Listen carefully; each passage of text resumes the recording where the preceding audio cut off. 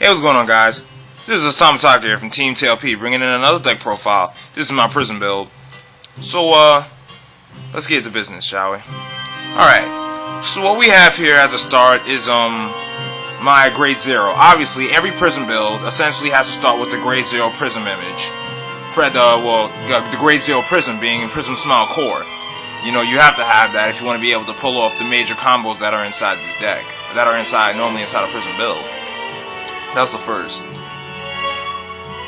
Next, we have the Grade 1 Prism Romance Mercure, I believe it's called. That one's actually really good. It becomes a 10k. It's a Grade 1 and it becomes a 10k when it's attacking and there's another Prism on the field. It's really good. It's essentially good, especially if you want to come in for strong hit start game. You want your opponent to drop cards and just take hits early. That's actually really good. It's a good Grade 1. Next, we have what is that? Prism Promise Liette. Yeah, Liette's actually a really good card. Why? Because she's a supporter for one of the top Grade 3s for the Prism build. For Prism, what is it? Prism Image Labrador? No, Prism Promise actually. Prism Promise Labrador. It's actually really good. Skill, obviously, just like any other support. If there's when you have souls, Soul Blast 1 when supporting Labrador with Liette, and Liette gets 5,000 power, it becomes an 11k. So 11k with Labrador plus that equals 22. So it's actually really good. Swinging it for 22 every time as long as you have soul. That's actually really good. I mean, to be honest, I can't really see anyone running Felucas in this deck. Because Feluca is, you know, she's not a Prism for one. And two, her skill is only good because it helps you soul charge. But if you're gonna have a Prism deck that revolves around Labrador especially, but also focuses on Liette's support, then you probably do want to throw in a couple of Felucas. Just make sure that you have a decent amount of Prisms in there, and Feluca's not taken out, not taken out, like tossing, like taking your Prism, build, like putting it out of proportion. If you see what I'm saying. So, it has to be consistency, pretty much. So Liette's actually really good, considering it's a Grade 3 supporter for Labrador. Next we have Prism Image Clear. Prism Image Clear skill is, when this card is returned back to your hand, Soul Blast 1, and you can add 4,000 power to any Bermuda on the field. It's really good. When you think about it, if you're looking for a power play, like say for instance you have Labrador on the field, right? And you come to a specific, you're like, alright, you know what, I have a couple of clears on the field. I don't see why I wouldn't want to do this power play. You have maybe 1 or 2 clears. So, what you do is, you use Liette's skill. Before using Liette's skill, you counterblast 2 prisms, right? Special counterblast. You bring back both your clears. By bringing back both your clears and adding the 4,000 power to Labrador, that's 8,000 added to Labrador. By herself, she's 19. Supported by Liette by default without the skill, that's 25 plus the extra skill, 25, 30 plus the Labrador's Limit Break, 40. That's actually really good. That's why Clear is actually a good card. Prism Image Clear. Next you have Prism Promise Celtic. Celtic has the exact same skill as Prism Image Clear. Prism Promise Celtic skill is just as Clear's. When returned back to your hand, Soul Blast 1, and you can add 4,000 power to any Bermuda on the field. It's the exact same skill. It's just that it's a Grade 2, and at times you may be able to use it for attacking. So it's really good. Or say for instance you have Prism on the field, right? But you don't have Labrador as Vanguard. What you could do is, you could just, alright, you say, fine, I don't have Labrador on the field, but I have Reindeer. Alright, I can understand Reindeer is not a Prism, sure. But if you drive check a Grade 3, just return Celtic, and the role that you haven't used to attack it, just add the 4,000 power there after they decided to drop a lot of their cards for the Vanguard attacking. It's actually really good. Next, you actually have the prime aspect of the Prism build, the main focus. Prism Promise Labrador. Labrador, Limit Break 4. Her skill, when there's prisms on the field, when Labrador attacks, return 3 prism builds. No, excuse me. I use the card every day, but it's, for some odd reason I never really memorized the skill. But anyway, when you use Labrador's skill, it gets 10,000 plus 1 crit, which is actually really good. But you are only able to do that if you're able to place 3 prism cards on the field. So, in other words, to put it simply, since it may sound confusing when I said it, when you activate Prism Promise Labrador's skill, you have to place 3 rear guards on the rear circle when the limit break is activated in order to give a plus 10,000 plus 1 crit. That's how it works. So it's actually really good. And the thing about it is, Labrador's skill is really effective. Why? Because when you have the Great Zero Prism Smile core, all you have to do is have maybe 1 or 2 prisms on the field along with core already being on the field, counterblast 1 prism, return 1 prism, and core comes back to your hand by default. So right then and there, you automatically just open 2 rear circles, plus an additional one that just happens to be open by chance. Then you can activate Labrador's Limit Break, and then able to place 3 cards and then get the 10,000 plus 1 crit. So it's actually really good. There's no real major cost. All you have to do is just counterblast 1, and you can bring back a ton of cards back to your hand, and then replace them again to get the skill over and over again. As long as there's prisms in your damage zone, you could keep on doing it non-stop.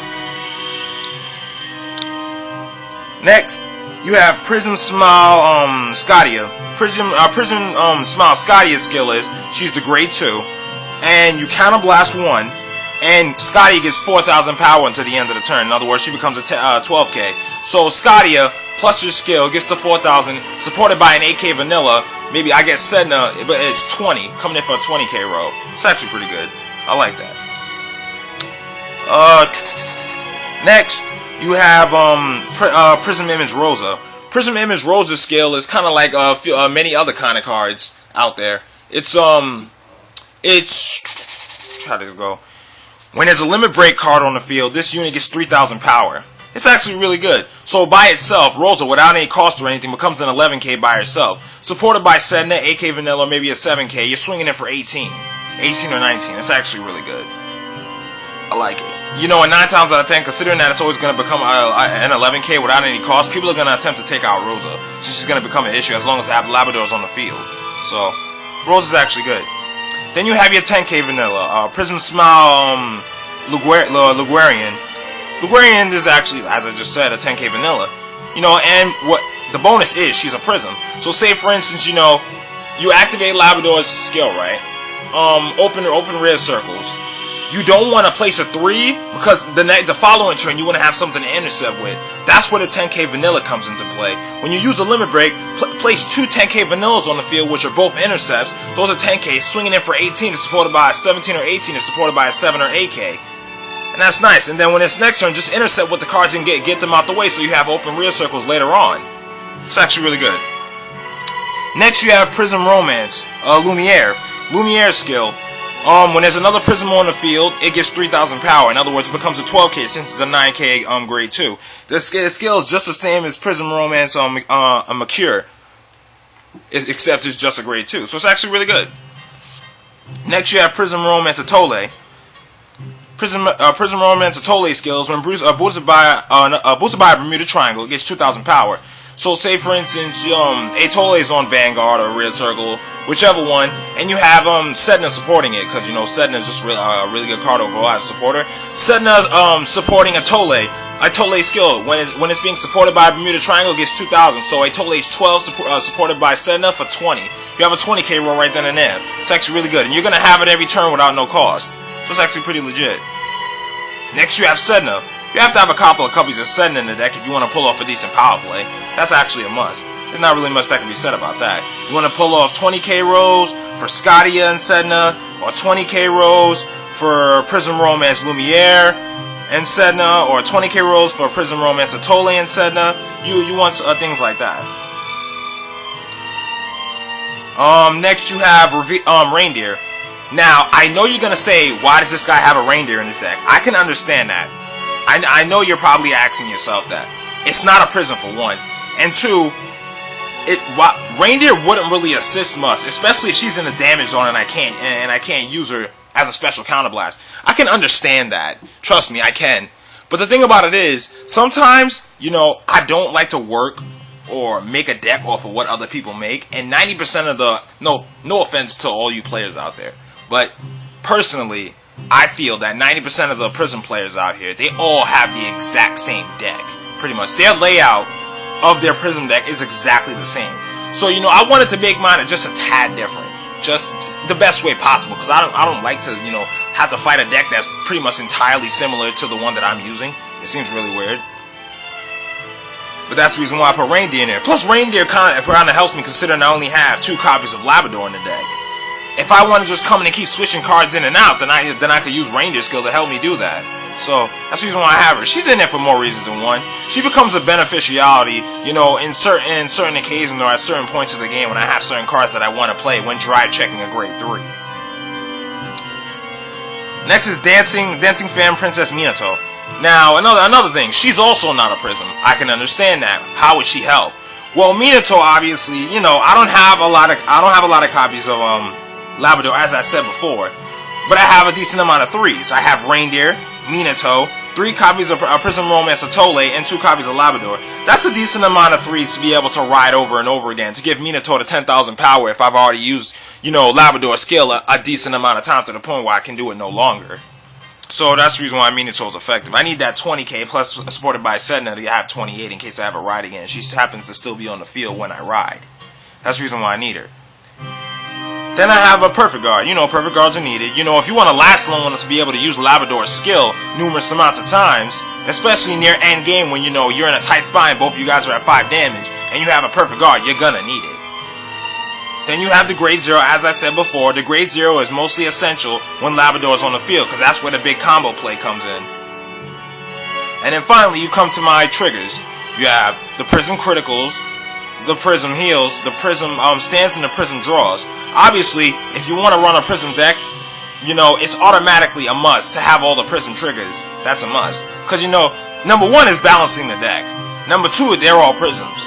And number 3, your chances of getting something decent at some point in the game is extraordinarily high. I mean, sure, you want to have a focus, but you can't have one of the same, you can't have 8 of the same trigger. You can't have that, or you can't have 6 of the same trigger. You can't. So you might as well just go the way the layout is supposed to be done and just have 4 of every trigger. Not unless you have some really weird, strange deck that works really well, that revolves around not having all the Prism triggers. I'm not sure who has a deck like that, but if you do, please leave it in the comment section below. I wouldn't mind that. I would love to know what your layout is. But with all of that said and done, this is my Prism build. This is Asama Taka here from Team T.L.P. I will see you guys later.